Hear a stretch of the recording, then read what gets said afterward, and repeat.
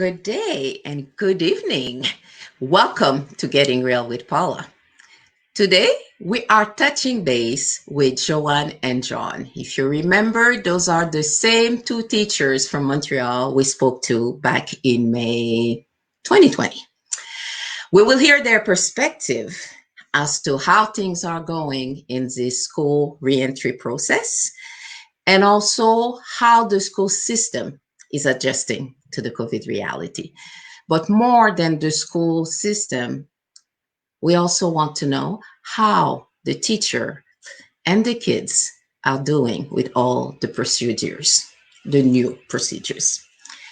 To make this conversation even more interesting, this week, the Quebec government has declared Montreal as one of the regions that are on the orange alert. So that's the one phase 3 before the red alert, which is everything closed. So without further ado, let's get our guest on camera and start the conversation.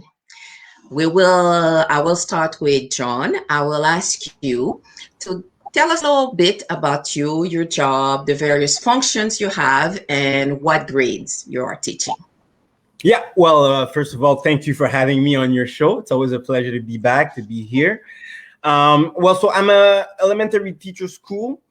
I'm a specialist, so I'm not a regular teacher where I teach math and French and everything.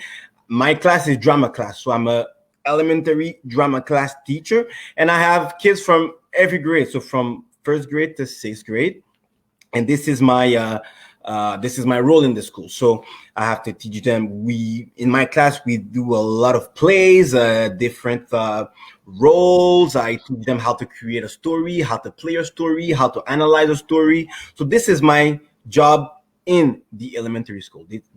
This is what I do in my class. Thank you. So Joanne, can you tell us a little bit about you? Hello, Joanne. Hi, how is everyone today? Well, I am a high school teacher. I teach English as a second language. I've been doing it for quite a few years. So I teach grade 10, which is secondary 4, on the island of Montreal. And what else was I supposed to say? That's pretty much that. So you're doing good. We saw you came in with part of the equipment order. So let's start the conversation by asking you to walk us through a typical day. Okay. I'll start with John. Let's go with you first. Since you're already on camera, the secondary student in this new school context, what does a typical day looks like for them once they step foot into the school? You're asking me, right?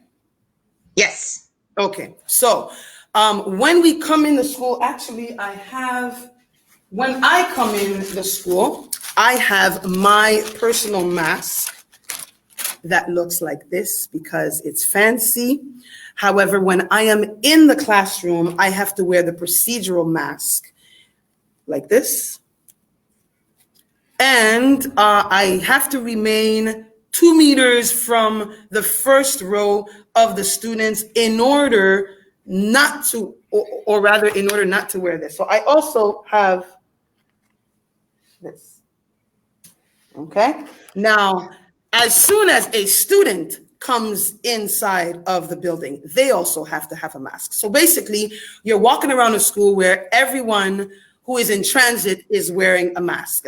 And when the student enters the classroom, and again, I'm explaining how it is in a high school, we have spray bottles where the student will spray, or the adult, it depends, sometimes it's us, sometimes it's a designated volunteer who sprays the students' hands as they come inside of the classroom. Once they are seated at their seat, that's when they can remove the mask. So when they are seated and they are in what we call leur bulle, that is where they can remove the mask. And I'll show you a little bit later, because I am in my classroom, in one of my 6 classrooms. That's where I am right now. And I'll be able to show you what we did to the floors, how the desks are set up. where my desk is as opposed to where the students are, in order for you to better understand, how Mhm. things have changed and how things are right now. Thank you. You're welcome. John, you're in the primary school. Tell Mhm. And me, how does it look like?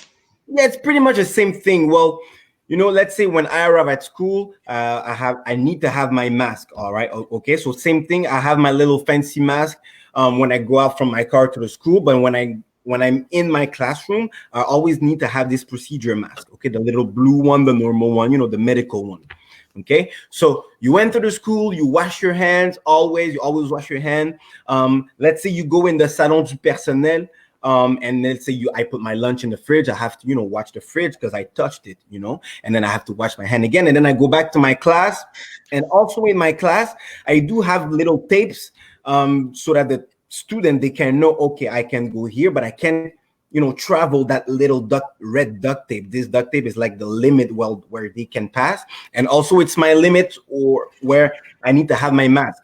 So let's say I'm in that my zone, my safe zone, and there's no kids dans le 2 mètres, then it's okay. Sometimes I remove my mask and I work on my computer. But as soon as a kid have a question or I'm teaching something, then I have to put my mask on.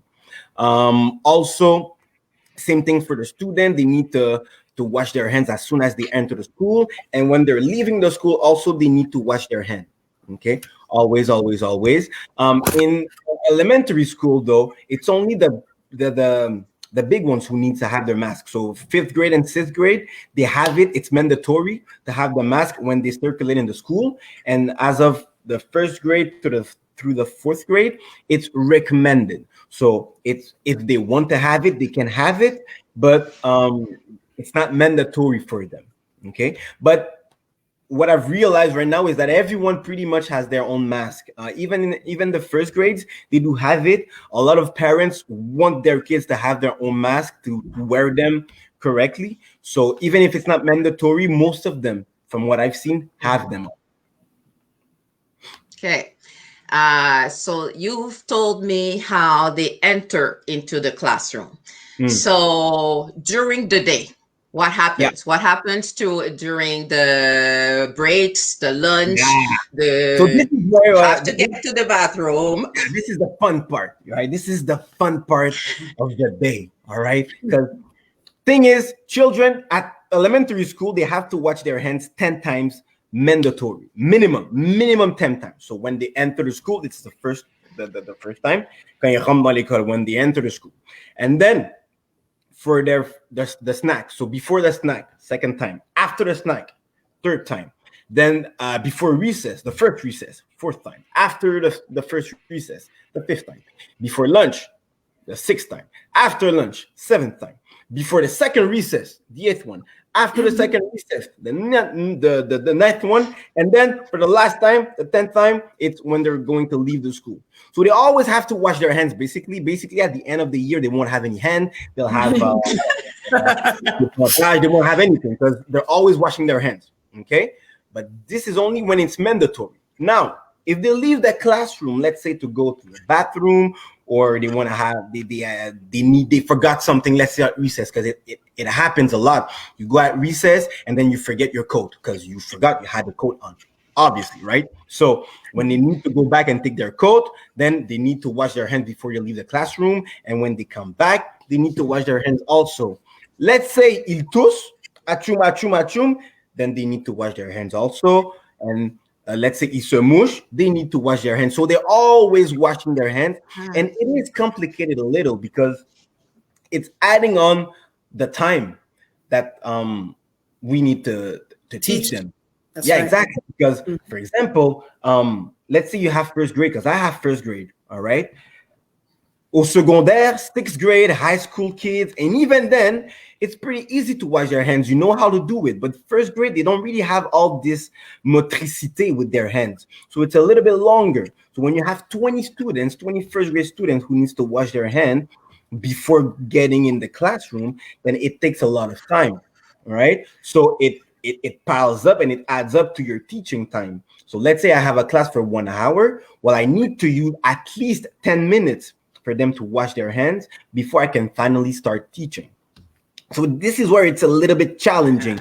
And then so it before they enter the school, but then after recess, it's the same problem. After recess, it's the same problem. So, right now we found a solution. We're using the gel désinfectant, les purelles. So it's not really on water. Sometimes we use the gel désinfectant, but it's not the same thing, And some classes doesn't really have des lavabos dans leur classe, so they need to use the gel. So we're getting used to it. We're adapting ourselves to it with this situation. But the lavage des mains is taking a lot of time on the teaching time that we have. A lot. Okay. I'm going to go back to Joanne because you Yes. started. Well, you And know what? the Go ahead. the question I have, because I've seen you with some of your gear. Can you show us what's your protective gear in the classroom and tell us how you use it throughout the day? And you Okay. mention that you were also going to show us what the room looks like in terms of Yes. signage. Okay. So as I was saying, when I'm in the classroom, this is the mask I wear. I also wear this protective gear. Now, as soon as the students enter the class, you see this says main. There's one for the hands, and there's one for the desks, pour les poubelles. So we want to get them into the habit of cleaning their. Can you guys hear me? Because that's how students, that's what it is. I'm like this in the class, and I have to speak loudly enough so that they can hear and understand me. I teach English as a second language, and it is very important for the students to see my mouth in order to understand what I'm saying. So what I do is I mostly remain behind the line that I'm going to show you in a few minutes, and I keep this on so that at least they can see my lips, they can see when I'm talking with them. So as I was telling you, as soon as they enter the class, we spray this into their hands. Yeah. Now, what is this? I don't know. Some disinfectant. That's why I'm telling you. That disinfects the hands. And I should tell you that, we're into the second month, right? Yeah. And as John mentioned, it's like every time they step out or every time they have to get up or blow their nose or just do something, they have to disinfect their hands. So I can already see how some students are over it. It's like you want to spray and then they go like this. Yeah. and I have some colleagues who've noticed and who have mentioned it. So now I pay attention to it, where you spray their hands and then they go like this. So they don't wash it for real. And it's like, because it's used over and over and over and the whole day. So again, yeah, that's what's used. Now let me show you, because I can move my computer. Okay, hold on, just bear with me. So you are going to enter the class with me. Okay, so this is us entering the classroom. And what you see here, so that first line is where I stand behind that line, so that the students who are behind the red line or that row is at 2 meters from where I am, from where my desk is. So when I'm behind that line, again, I don't like to have nothing on, so I do have the visor. So that's where I will stand, as I was telling you guys before, just for them to be able to see, when I'm talking with them, that, they can decipher what it is that I'm saying. And again, back to, I'm repeating myself when I say it's always like, the washing of the hands when they're in their seats. That's when they do not have to have the mask on. However, I find that that was maybe the first and second week, many students just kept the mask on the whole period. Yeah, true. But as the days and the weeks go by, when you're only 3 doing that in a class of I don't know, 28, 30. Like I saw when some students who at first would always wear the mask, now they don't. And again, because they're in their bulle, la bulle class, and when they're behind that line, then they can just not wear a mask. Well, they don't. And it's I guess we have to constantly remind them that there is something out there and that they have to be careful, because you have one student borrowing the other student's water bottle. Oh yeah, word. I have a better story for you. I have a Go better ahead with your story, Oh John. my God. 'Cause since we're talking about, you have to teach them how to wear the Yes. mask and everything. And then you see, in theory, all right, on paper, the plan was perfect. Well, perfect. Yes, right? But on paper, it worked. Now, when it's on the field, let me give you a little story, and I'm pretty sure if some of other teachers who are listening to us, I'm pretty sure you had maybe the same story. So I was sitting to my class, second grade, all right? And so they all have their math. It's perfect. At one point, one of the students, she wants to make a little joke to her friend. So the joke is, you know what? Let me take the mask and then I'll hide it. All right. So she takes the mask of her friend. So let me repeat myself. She takes with her hand the mask of her friend. She takes it. Okay. She wants to hide it. So she's telling herself, okay, where can I hide it? Great idea. On me. So she put the mask on her face, and this is one of the many stories that we have. Kids who, they borrowed their friend's mask, or kids, sometimes they drop their mask and then they put it back on their face, or other students, or other example, there's a kid, all right? He's in this bulle.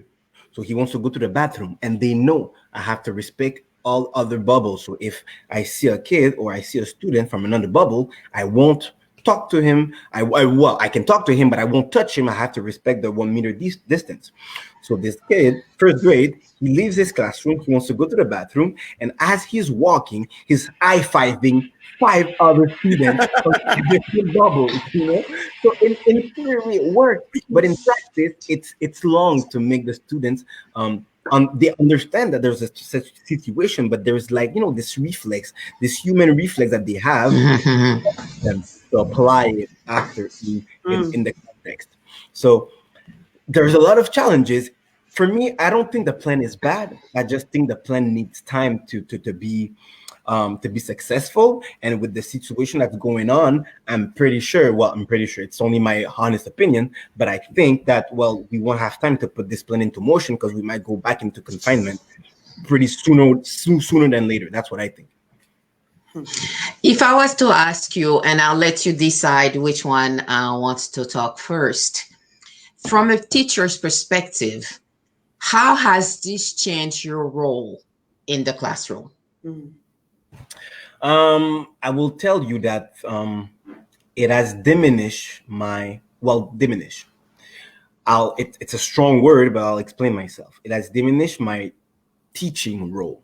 All right, because since they have to wash their hands always before and after and blah blah blah and etc., then the 60 minutes that I usually have now, it turns out it's maybe 50 minutes, it's 45 minutes, because to explain everything, yes, they do have to wash their hands, but they did not extend our teaching moments. That's all right. So we still have only 60 minutes or 75 minutes. Okay. And so usually when they give us the schedule, they give us, okay, you have 2 minutes between recess and the start of your class, or 5 minutes between recess and the start of your class. So that's what usually is happening. That's how it is usually. But right now, we still have only 2 minutes between recess and the start of the class, but washing their hands is much longer than only 2 minutes. So I have to sacrifice my teaching hours so that they can wash their hands. So the lessons that I had planned, I had to reduce them. All my lessons for the whole year, I have to reduce them for about 10 to 15 minutes, because I need to plan now that, okay, I will need some time to make them wash their hands. So this is how I think it's affecting my role in the class. It's I'm losing teaching time. So I need to adapt myself so that if I still want to maximize the notion I want to teach them and les apprentissages qu'ils font, if I want to maximize les apprentissages, then I need to plan my classes a little bit differently. So sometimes, and it goes to what my principal was saying, and I love this sentence. She was saying, this year, it's really special, and so we need to do what it's. I'll say it in French because she said it in French and it's powerful in French, and I don't want to mess it up. She said, cette année, on va faire qu'est-ce qui est essentiel, and she makes a difference between important and essential. Essential, exactly. Il y a une différence entre important et essentiel. Sometimes quelque chose qui est important est peut-être pas essentiel. And this is my philosophy also this year. In what I'm teaching them, I know it's important, but do I really need to teach this this year? If I can, let's say, take it off, I'll take it off. So this is how I'm managing and I'm teaching this year. So this is how it affected my role in the class. I think the key word, John, that you use is adaptation. And I think everyone has to be aware that everyone is going through something, and we've got to navigate through something that is so new, something that is unprecedented, and where your lesson that was 60 minutes or 75 minutes and that, you would have planned a certain way, that's done. This year, that is done. And I think we're blessed in our school to have a principal who from the get-go, I think it's the same message that you got, John, where he tells us or encourages us to, I guess, accept that, it's going to take some time. So not to feel, a way about not starting class on time. It's going to take some time now because we've got to disinfect, because the teacher who was there before, has left. Has he disinfected before he left? Would he have time because he's got to run now to another classroom? Because again, as I was saying, I've got 6 classrooms to go to instead of that one classroom where I had the students come in instead. So, yes, the bell rings. Do the students stay behind the door a little longer than they used to? Sure. We want everyone to be understanding. Now, once everyone is in the classroom, once everyone has disinfected, let's sit down and, it's not like, okay, with the blink of an eye that everyone is quiet. So there's just a lot of adjustment time. And by the time now you plug in your computer, like everything is slow motion.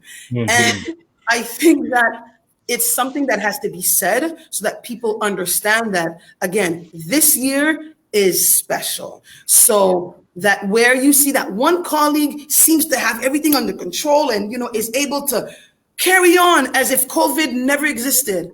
Well, if that's not your case, listen, that's life. Exactly. And don't beat yourself up, for that. Let's just go with the flow and take things as they are. And I wanted to just, make the jump on when I'm talking about adaptation. Right now, we're not using the same tools that we did last year or, all these years ago. So it's not pluriportail anymore, for example. It's not, obviously, c'est l'école à distance, right? So there are different applications that we're using now. We have Google Classrooms, we have Mosaic. I don't know what you're using, John, but all these things are like so new. And whereas some teachers had, I guess, the time, the possibility, I don't know, to master these things over the course of the past months when, we were at home in April and May and June, and they were able to make do. That's not everyone's situation. That's not everyone's experience. So now that we're in the month of, August, September, and that it was decided that we are now using the same platforms, we're using the same applications, it's going to take time for one adult or teacher to get in the groove as opposed to your other colleague who's been in that groove, since 5 months already and understands how to do things. I could say that I'm surrounded by colleagues who are willing to help. So when they see that you're struggling, they're right, there to help you. So I guess the thing is to let people know that you're struggling. Let your colleagues know that you're having a hard time with this, in order to get help, because there aren't more hours in a day. No. And also, time, to go get, les formations, puis si, where? yeah, true. And I just want to piggyback on what you were saying. Yeah. We had a rencontre des profs yesterday, and people were saying, yeah, we have so many things to do, so many things to read, so many formations. Yes. There's a lot of stuff to do, but we don't necessarily have the time, because we need to modifier nos planifications, we need to do this, and then also we need to teach we need to prepare the students to those applications. So I have to adapt myself. Je dois m'approprier l'application. I have to adapt myself. I have to learn that application. Then I have to teach my class the application that I'm just getting used to. I'm just getting used to that 45 minutes that I have instead of 60 minutes. I'm just getting used to teaching in 2 meters de distance. I'm just getting used to not sending homeworks now, because we want to limit the number of books that are traveling from the school to the home. So I'm just getting used to everything, and then I have to get used to this new application. And we need to know that it's not every teacher has the same technological capacity, and it's not easy. Not easy. And just to add on that, in our centre de service scolaire, they were changing application last year before COVID. They were already making some changement dans les applications, or where they were using Mosaic or Pluriportail. So we already need to get used to this new application that was coming before COVID. And now, at the same time, we need to get used to this new application, and really quickly, because we need to train our kids. And we need also, training a high school kid, training a first grade kid. It's different, right? So it's a lot of stuff. So we're willing to make it, but as a teacher, we need, and parents, they need to give us time. They need to be patient. Yeah, exactly. It won't be easy. It might be long. And if it's long, just deal with it. For me, there's 2 questions that come to mind. The first one that comes to mind is, how is your relationship with your colleagues working? Because we don't tolerate change the same way. So how do you see those interactions? Have they changed? On my part, I'm new to the school where I am, because I don't have my permanence yet. So I'm always jumping from one school to another. All right. And this year, it's pretty okay. It's pretty good. You can feel and you can sense the anxiety from each and every teacher. But what I love where I'm working this year, that we're talking about it. All right. So let's say a first grade teacher will tell me, oh my God, you know what, the kids are late, or oh my God, this is really difficult, and etc. So we're talking about it. So let's say, for instance, in the school where I'm working, the regular teachers, they are the one who are giving the art plastique class, the art plastique. In some school, they have a specialist, just like me. I'm a drama specialist. In some school, they have the art plastique specialist.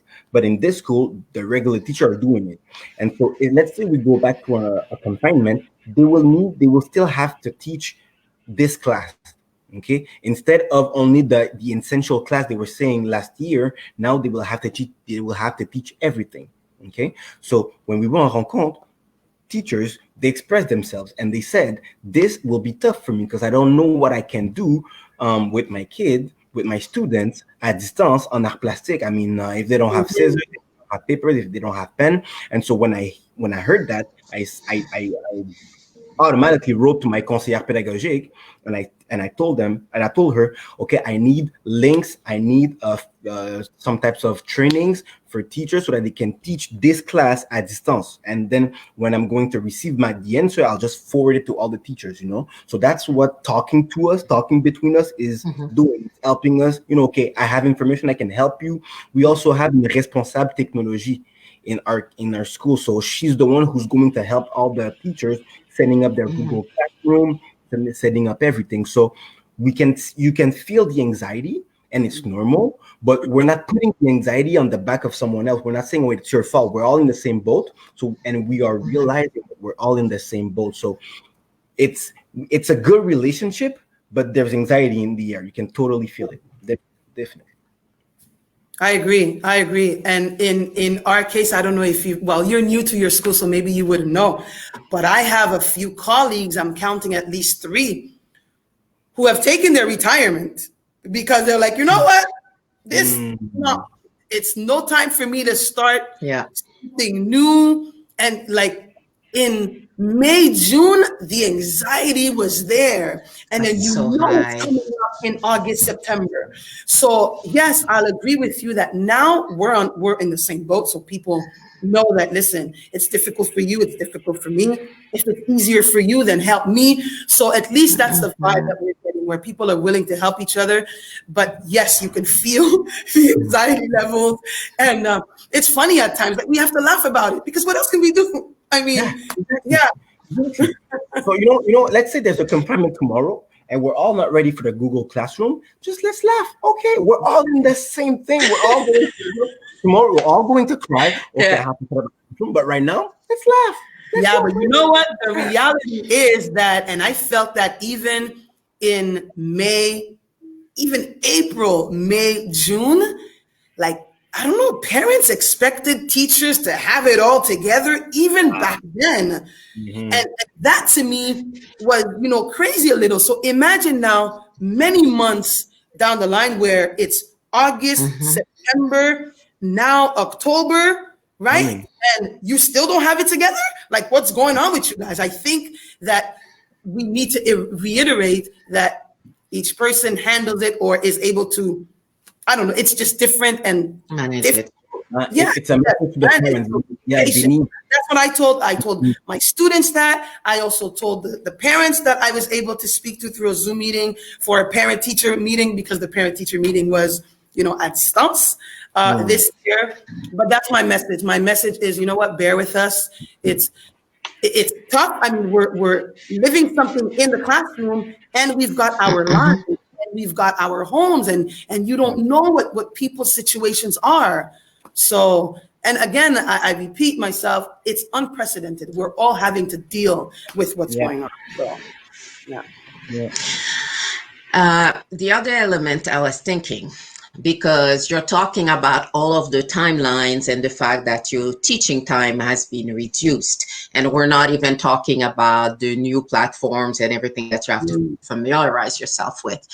The reality is we're still in this period, we're in Canada, where I go in and out and it goes easy. It's a free flow. Winter's gonna come. So we already know it takes more time in winter with the boots, the hats, the this, the that. Where did I put my mask? It's not with my glove. Did it fall? And how do we manage that? Because that's gonna shrink the teaching time even more. We won't teach. No, we won't teach. Okay. We'll teach less. No, for real, I think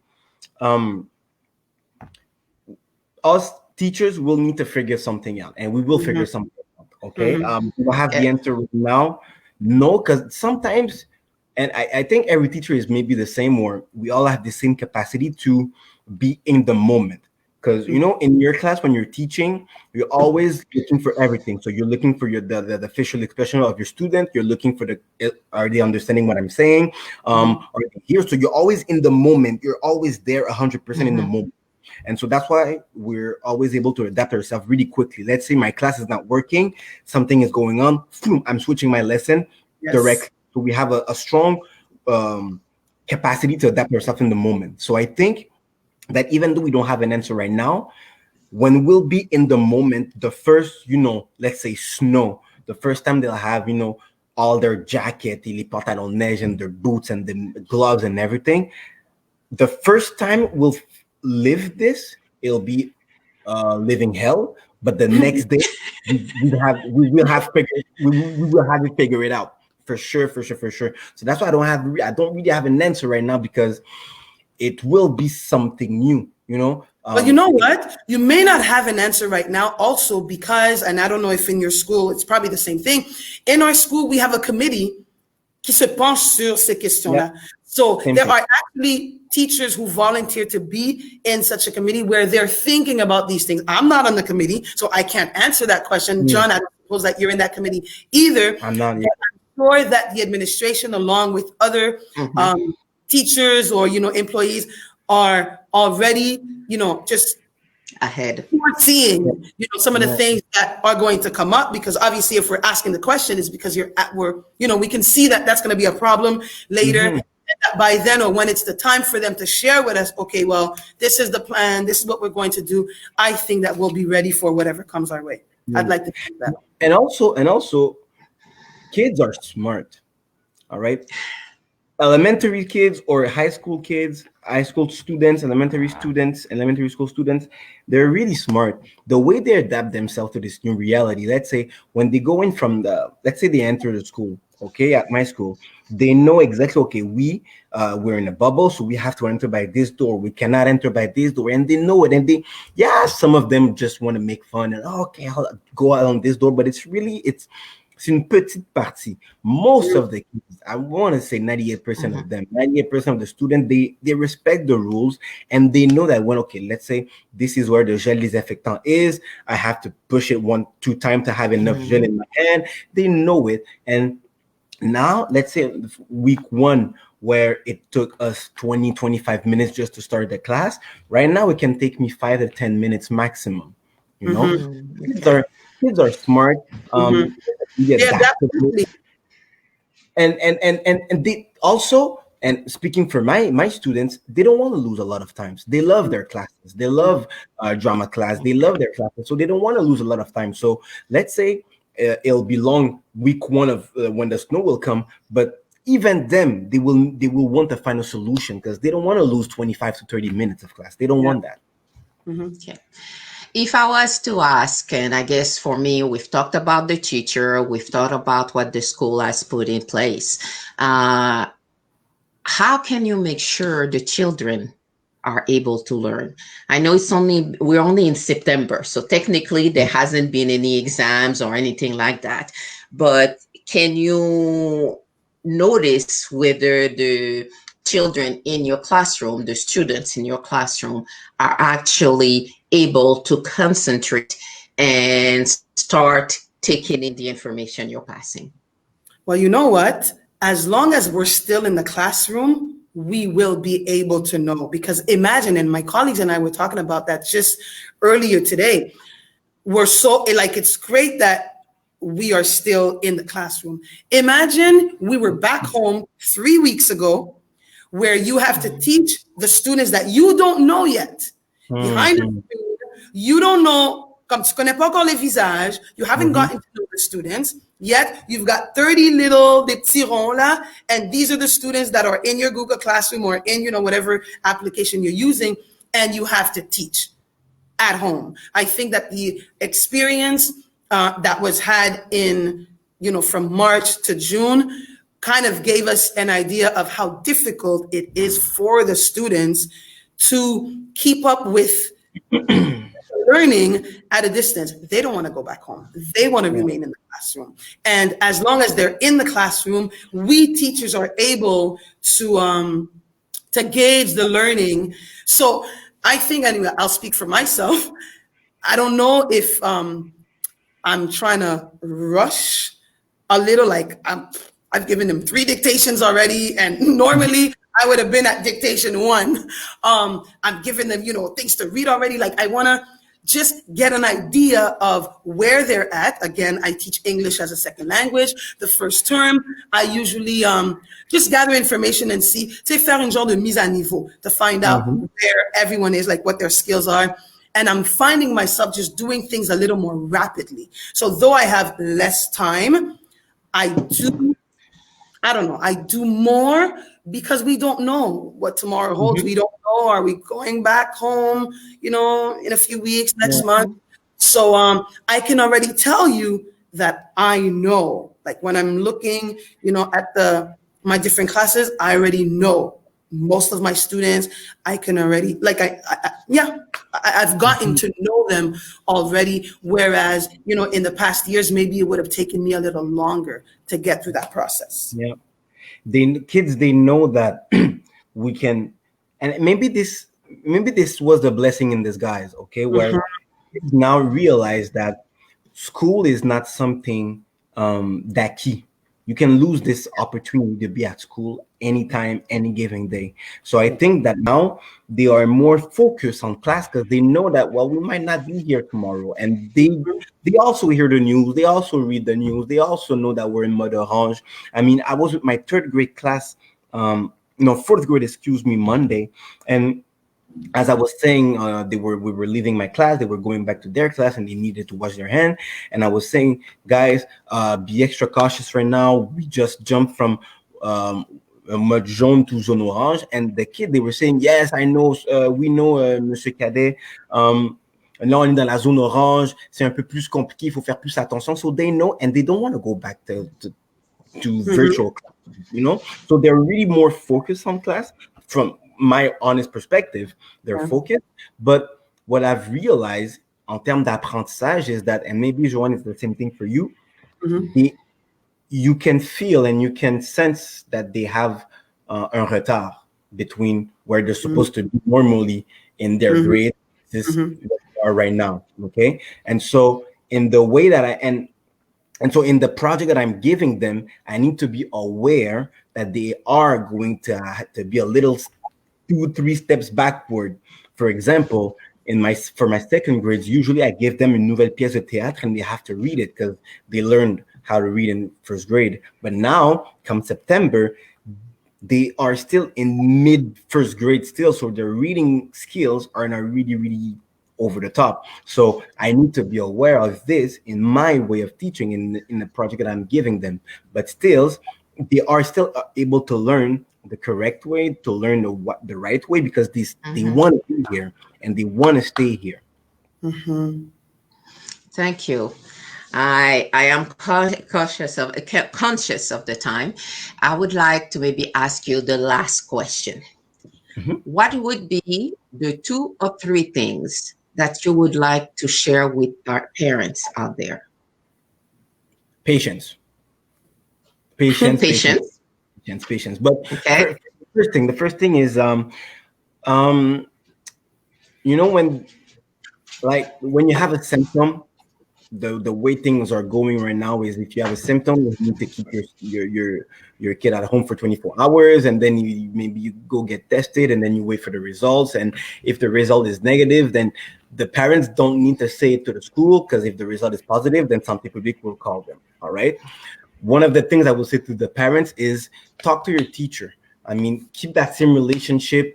Let's say your kid is going to be tested. He will lose 2-3 days of school. Text us, write us a message, ask for, okay, what can he do so that we can maybe send you and something we already have, or we can tell you, okay, well, this is what I'm going to do in the class. So if he has his books, he can read this, or if you can come at school and maybe we can give you the books that he needs or something, I mean, talk to us. Okay, don't leave us in the dark, because when the student comes back after 4 days, he's already 4 days late, and 4 days is huge. I mean, we're trying to catch up le retard qu'on a pris depuis mars. So 4 days, a lot of notion that you missed. It's a lot of things, and sometimes for some of the specialists, just like me, or in high school, when you lose a class, the next time you'll see the teacher is next week. So you lost 1 week of English or 1 week of drama class. So it's a lot. So talk to us, write us. You have our email. Keep contact with us. That's one of the first thing. And second thing is patience. Patience. It's long for us to adapt ourselves to this whole new situation, and we want to make sure that the students are learning in the right environment. So be patient with us. If we don't have an answer for you right now, just give us a time before we can give you the right answer. Okay. I'm going to say on your side. Yeah, I'm going to say the same thing as John. However, what I'm going to add, at least in the high school sector, again, this is the exact conversation that I had with my colleagues earlier today, where they have children at the elementary level, and they expected for the teacher to be able to provide work or assignments or whatnot for the one student or, two students who are at home because either they're awaiting test or, they're sick in the moment. Now, again, when we're talking about people are different and, there's adaptation, right? Adjustments. There are some teachers, they're ready. They're ready to do all that. It was already in the way that they do things, where they have everything already on Google Classroom. They already have everything on a file. And whenever someone is absent, boom, boom, there, you can just come get it. It's ready for you. Not every teacher is the same. So then you'll find those teachers, and we have lots of new teachers as well, for whom it's already so much, all of this going on, it takes so much energy. It's so much or like adjustment for them to just get through the day. Now you've got one student who's absent. You haven't seen him for 1 or 2 days, but then he comes back and then it's the other student who's not there and then comes back after 2 days. So again, in the same, I want to reiterate the word patience. I think that at one point, yes, everything will be available on Google Classroom, for example, if that's what's being used, because the time that it's taking right now for us to familiarize ourselves with those different applications, we will get it. So again, we're crossing our fingers that we don't have to go back home, anytime soon.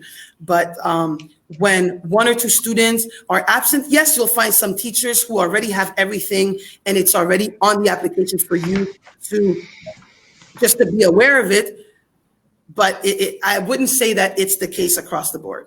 So be patient. I would say, as John said, contact the teacher. Like, as he said, keep contact with the teacher, send a message, and then you'll know right off the bat, okay, what is the teacher comfortable in doing? The teacher will most probably reply to you, so at least there's, that email back and forth. But to just expect that because the math teacher put all the exercises on Google Classroom and, the history teacher, zip, there's nothing. Yeah, we're not all there yet, but we're getting there. Okay.